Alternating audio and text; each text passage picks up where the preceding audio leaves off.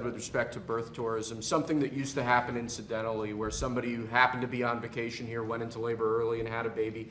This was sort of a relatively small problem. What we've seen in recent years, though, is organized rings, at times criminal rings, setting up a system whereby tens, hundreds, thousands, tens of thousands of people can come to this country in an organized fashion and give birth here purely for the sake of obtaining birthright citizenship.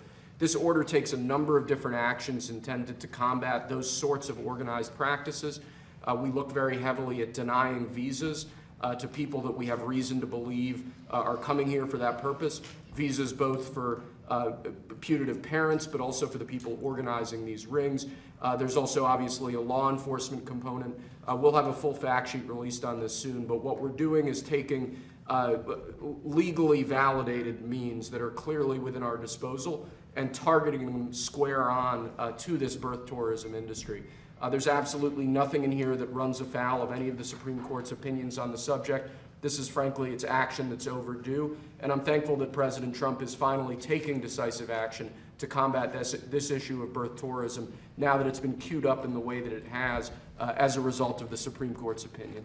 This should have been done a long time ago. This should have happened years ago, but we're taking care of it now, please. Thank you. Can you help us understand how you distinguish between a tourist and a birth tourist? Well, I'll let you discuss it, please. Yes, happy to. And so, by the way, that was an excellent presentation. Thank you, Stephen.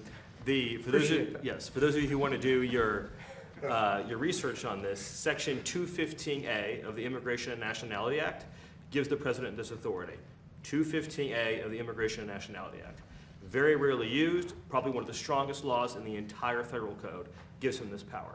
And that's not the only, but it's the main statutory authority that's being used in this order. So birth tourism is by definition a fraud on the American system, on the American taxpayer, on the American visa. If you're coming here, and again, your stated purpose is that you're a tourist, then by definition, you are here to come for a few weeks, look at what we have, engage in commerce, and leave. So if you're telling a consular officer you're here as a tourist, but your true purpose and intent is to go to a baby mill, give birth, and try to mint an American citizen while you're here, then you're committing a fraud against the American government. And by definition, that visa can and should and will be now denied. Mr. President, there is a report that you told donors that they need to get J.D. Vance elected in 2028. Is that your official endorsement? No. I heard about it a little while ago. I think he's great, but we're way too early to even be thinking about that. Okay? And Mr. President, Republicans are arguing a lot right now about affordability. What is your message on affordability going into the midterms? Well, that's a good question, but it's sort of simple to answer. I inherited the highest prices ever. I inherited the worst inflation in the history of our country. And we have done an amazing job. And oil prices now are coming down very rapidly. If you look at what's going on, it's down to 75. When I started the very important excursion into the Islamic Republic of Iran, it was a very important excursion because they can't have a nuclear weapon. Otherwise, the whole world would get blown up. We're not going to let that happen. Not only us, not only the Middle East, the whole world would have been catastrophic. We had no choice. We had oil down to less than two, in many places like Iowa. Oil was down to, gasoline was down at numbers that people hadn't seen in years.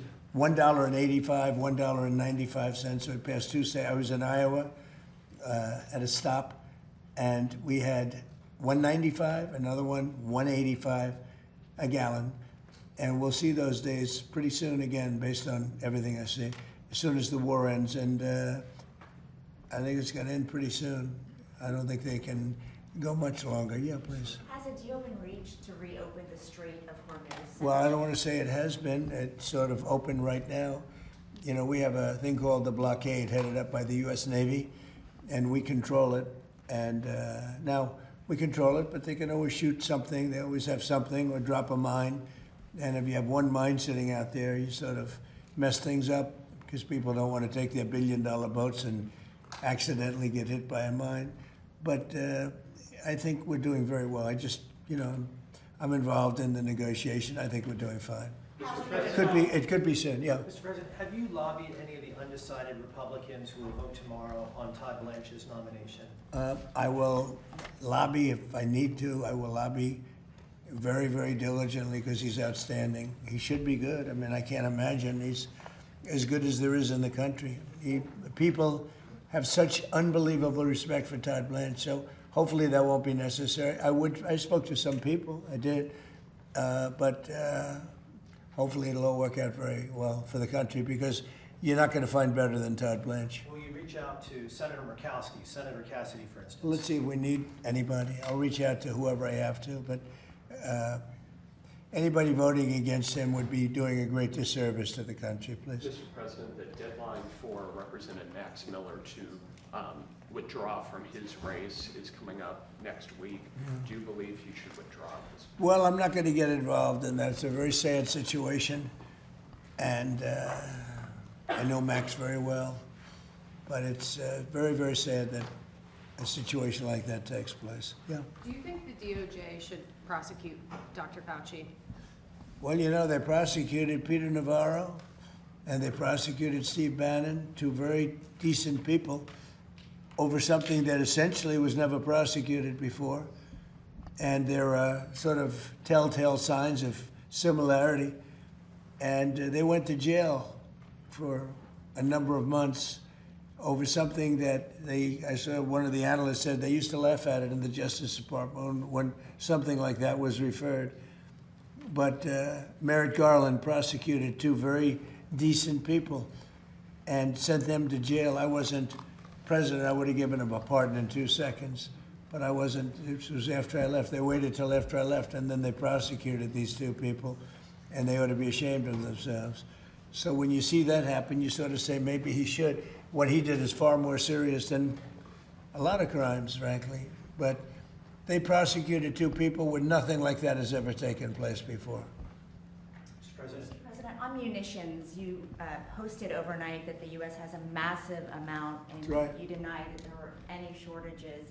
There is a supplemental request for $21 billion Sure. to restock. So why is that request still there if there's Well, no because we urgency? need more all the time. I mean, we need more. Look, we gave tremendous amount to Ukraine. The Biden people did.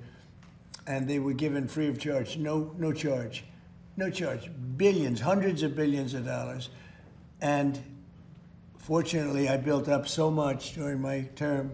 I rebuilt the military and also loaded it up with a lot of stuff. And we have certain types of munitions that are very powerful, that we have unlimited, virtual unlimited supply. We have others where it's a little bit tighter, and we're getting them in on a daily basis. As you know, our defense companies are building more plants right now than at any point in history. They're building plants for the Patriots, for the Tomahawks, for everything. But we have certain types of munitions which are very, they may not be as accurate. They may not be, they're not as elite. We have elite too, but we're watching that very closely. But we have certain types which are very powerful and very good, and we have an unlimited supply, and so we're in great shape. But with that being said, we always want more. We have to have more. We have other things maybe come up. You maybe come up and maybe don't come up. Hopefully nothing else does come up. But we're in very good shape. We have literally massive amounts of ammunition. Yeah. Mr. President, on Ukraine, President Zelensky says his country desperately needs long-range missiles or those Patriot missile batteries. Is that something that you're... Well, I mean, we want missiles too.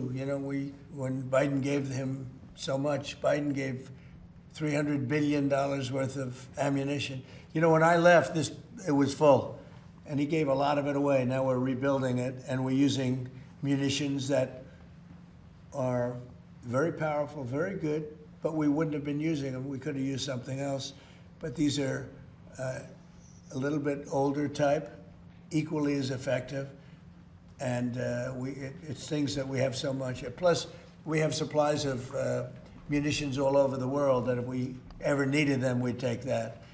We're supplied all over the world, but we're in very, very good shape. Russia seems to have increased their attacks on I civilian noticed areas. that, yeah, I noticed. That must be of concern to you, Mr. President. Well, it's, look, we're not involved from the standpoint, we're separated by an ocean, but I hate to see 25,000 young people a month get killed, and that's what's happening. Between Russia and Ukraine, they're losing on average 25,000, mostly soldiers, a month. And, you know, we're working on it, and I think we're making progress, but it's a violent, very violent war. There's a lot of hatred in that war, a lot of hatred between the two leaders. I settled 8 wars. I thought this would be maybe one of the easier ones, and it turned out to be the most difficult. But progress is being made. Thank you very much, everybody. Thank you. Thank you very much.